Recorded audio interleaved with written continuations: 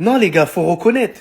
Le Maroc, c'est trop puissant au football. C'est incroyable. Officiel, le Maroc est officiellement 5e au classement FIFA. Il passe juste devant le Brésil. Et c'est entièrement mérité. Parce que face au Brésil, on a vu une classe d'écart. Parce que oui, les Marocains méritaient de gagner face au Brésil. Aujourd'hui, ils ont confirmé leur supériorité face aux Écossais. Dites-vous que là, il y avait 1-0, ils pouvaient en mettre beaucoup plus. S'il vous plaît, qui va arrêter cet homme-là? Il est en pétard actuellement. Je comprends pourquoi le Bayern Munich l'a pris au final. Techniquement, il est présent. Physiquement, il est présent. Dans les appels de balle, il est toujours au bon tempo. C'est un joueur trop beau à voir jouer. Ça fait plaisir de voir un attaquant qui n'est pas seulement omnibulé par le sens du but. Quand il est devant les cages, il n'hésite pas à prendre ses responsabilités. Tel un leader du Maroc. Et c'est ça qui manquait. Les gars, faut se le dire, hein. Brahim Diaz, c'est un patron, c'est un boss, 2 passes décisives, 2 matchs, 2 passes décisives. Ce gars-là, lorsque vous le laissez de la liberté, lorsque c'est le patron d'une équipe, il prend ses responsabilités. Waouh!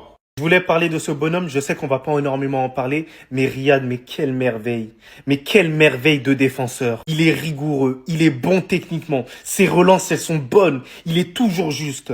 Et c'est un putain de leader. Je vous dis, je ne sais pas d'où il sort, mais en tout cas, il m'a choqué. Mais vraiment choqué dans ce match-là. Et même dans le match face au Brésil, il était extraordinaire.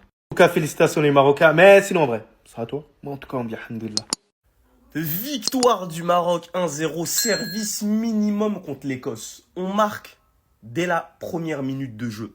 But le plus rapide en Coupe du Monde, déjà de l'histoire du Maroc. Je crois que c'est le 2e but africain le plus rapide en Coupe du Monde, dans l'histoire. Mais les gars, je vous ai dit, moi je connais trop ma nation. On se satisfait de rien. On mène 1-0, ça y est. On range les crampons, on a fini le match. Une finition, c'est abominable. Je vous ai dit, le Maroc, tu leur ajoutes une qualité de finition devant, on tue nos matchs 2-3-0 à la mi-temps. Mais non, un remake. Je pensais voir un remake du match Brésil-Maroc. Je pensais qu'on allait revenir à 1 à la mi-temps. Alhamdoulilah, il n'y a pas eu. Fin de match, tu leur laisses aussi l'opportunité de revenir. Les remplaçants. Je vous dis, c'est quoi ces remplaçants sauce Testi-Crousti? C'est des mecs qui... Testi-Crousti, c'est l'image de cette génération. Ils n'arrivent même pas à cadrer une frappe. Il n'y a pas de puissance dans leurs jambes, même dans les physiques. Oui, le Maroc, est une équipe qui est capable de dominer. Oui, le Maroc est une équipe capable de faire du beau jeu. Mais je vous dis, il y a un problème psychologique profond, mental. C'est pas que Dre c'est pas que Hervé Renard, c'est pas que Wahabi, c'est le Marocain en général. Je vous dis, depuis tellement longtemps, on se suffit de rien.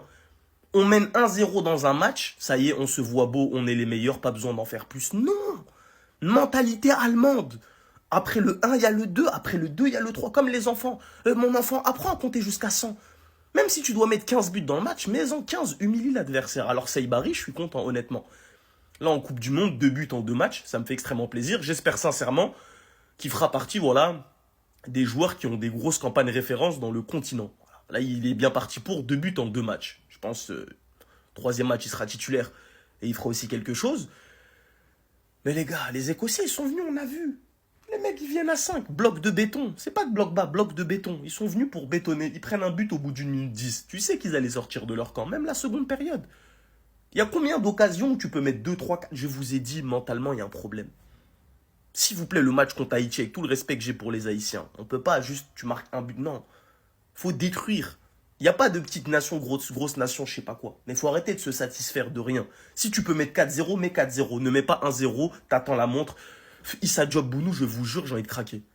Issa Diop Bounou, regardez en 2 matchs le nombre de passes qui se sont faits. On dirait Bounou, il voit que Diop. Issa Diop, il voit que Bounou. J'en ai marre. Je dis, ces 2 mecs-là, ils me font dormir en plein match. J'en ai marre. Mazraoui, merci, t'es toujours solide. Hakimi, ok, c'est bien. Ounaï, sa nonchalance, t'as envie de le paffer. Saïbari, oui, c'est magnifique. On peut pas trop centrer, parce que Saïbari, c'est un peu un faux numéro 9. C'est un mec, il est partout, il peut être ailier, défense, ce que vous voulez. Mais quand il prend la profondeur, il est efficace sur le peu d'occasions qu'on a. Mais bref, on prend la première place en attendant le match Brésil-Haïti. De toute façon, la dernière journée, je pense qu'elle définira tout dans ce groupe. Pour l'instant, on va dire qu'on est allé, on a un pied dans les 16e de finale. Mais je suis pas satisfait, honnêtement. Ça resserre El Khanous à gauche aux 40 mètres. El Khanous qui est pressé par McGinn, le crochet extérieur, il reste en place, aligné en 5-4-1. Pour l'instant, les Écossais, ça resserre Bouadji dans le rond central. Bouadji va écarter à droite aux 40 mètres. Allez, récupération de Brahim. Le ballon piqué de Brahim, belle ouverture pour Saïbari, il n'y a pas de hors-jeu. Saïbari dans la surface, côté droit. La frappe de Saïbari. Bombassa, Bombassa.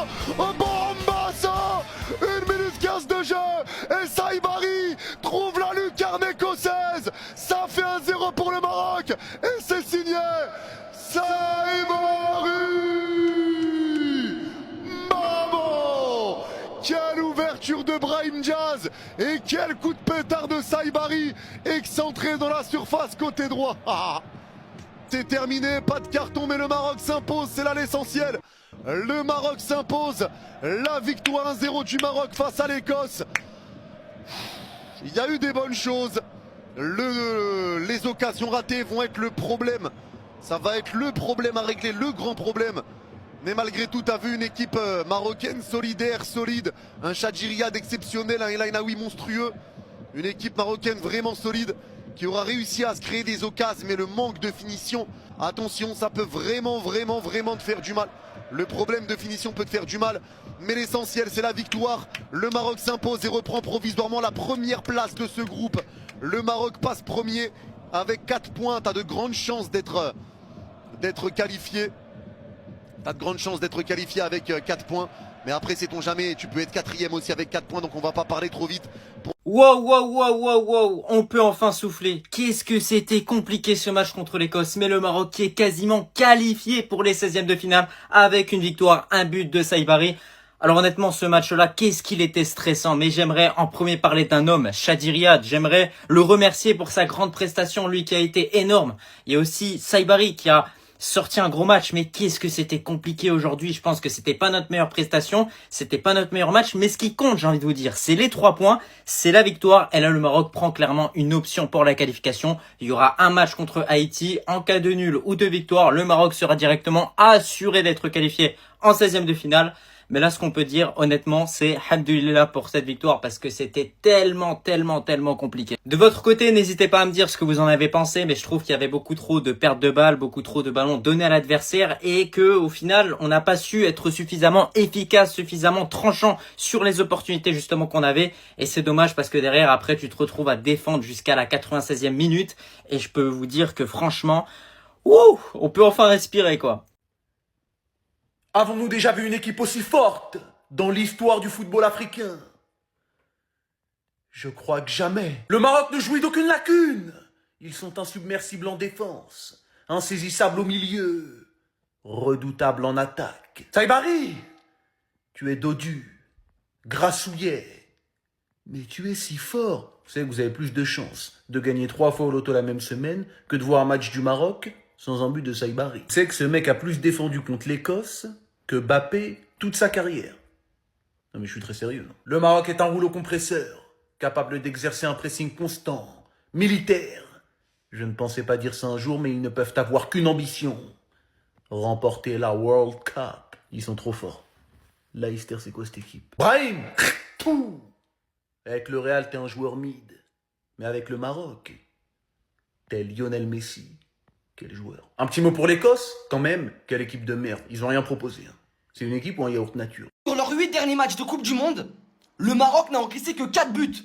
Vous respectez pas assez ce que fait le Maroc depuis ces 2 dernières éditions en Coupe du Monde. Que 4 buts encaissés sur les 8 derniers matchs. Ils ont joué le Brésil, l'Espagne, Portugal, la France. Je sais pas si vous vous rendez compte de la stat en fait. Il y a même des nations à 3-4 étoiles qui n'ont pas des stats comme ça sur leurs 2 dernières éditions de Coupe du Monde. Même nous, la France, sur nos 2 derniers matchs, on encaisse 4 buts. Alors que le Maroc, ils en encaissent la même chose, mais sur leurs 8 derniers matchs. Alors que l'Afrique différencie la CAN de la Coupe du Monde et il va falloir respecter ce que fait le Maroc. Parce que même le Sénégal, on parle du Sénégal en CAN, c'est très bien, mais en Coupe du Monde, sur leurs 2 derniers matchs, ils encaissent 6 buts. C'est presque le double du Maroc sur leurs 8 derniers matchs. La Tunisie, ils encaissent 5 buts sur leur dernier match. Un seul match, 5 buts.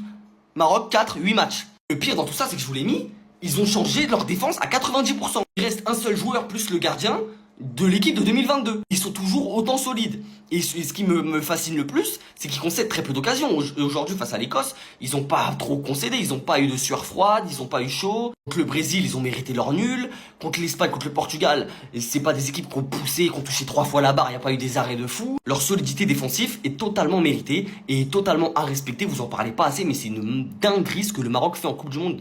Vous vous rendez pas compte. C'est un grand pays d'Afrique. Là, on parle de la Coupe du Monde, les frères. Le rapport avec la CAN, il n'y a pas de rapport. La Coupe du Monde, c'est la Coupe du Monde. C'est extraordinaire de faire ça en Coupe du Monde. Je respecterai toute ma vie. Vous respectez pas, c'est le Maroc. Bravo, Marocains. Que c'était dur sur la fin, la famille. C'était dur. L'Écosse, ils ont poussé. Victoire du Maroc, 1-0 face à l'Écosse. C'est parti pour le top et flop. On va commencer avec le premier top. J'aimerais mettre Chadjiriad. Je vais commencer dans l'ordre. Merci pour ce match, t'as été solide, tout comme son compère à ses côtés. Issa Diop qui a été beaucoup critiqué, notamment sur le match face au Brésil, a répondu ce soir en mettant de l'impact physique. Merci à vous les défenseurs centraux. En deuxième top, j'ai envie de mettre Naïl El-Ainaoui. Encore une fois, il fait un match sensationnel. Naïl El-Ainaoui, il doit jouer au Real Madrid, au Barça, où tu veux. Il est trop fort. En troisième top, on dirait c'est les mêmes tops que la CAN. Noussair Mazraoui, encore une fois, un match de patron. À la fois solide défensivement et quand il est monté, je l'ai bien aimé dans ses combinaisons avec El Khannous, exceptionnel. Quatrième top, j'ai envie de mettre Brahim Diaz. Merci pour ton match exceptionnel. Par contre, sur la fin, tu aurais dû faire la passe à Saibari. On aurait pu finir à 2-0, mais on s'en sort très bien. Merci Brahim pour ce match exceptionnel, notamment en première mi-temps. T'es trop fort. Et en top aussi, Saibari, je suis obligé de le mettre. Merci pour ton but. 2 buts pour cette Coupe du Monde. C'est fort. Moi, je mets aucun flop pour ma part. Dis-moi le Maghreb.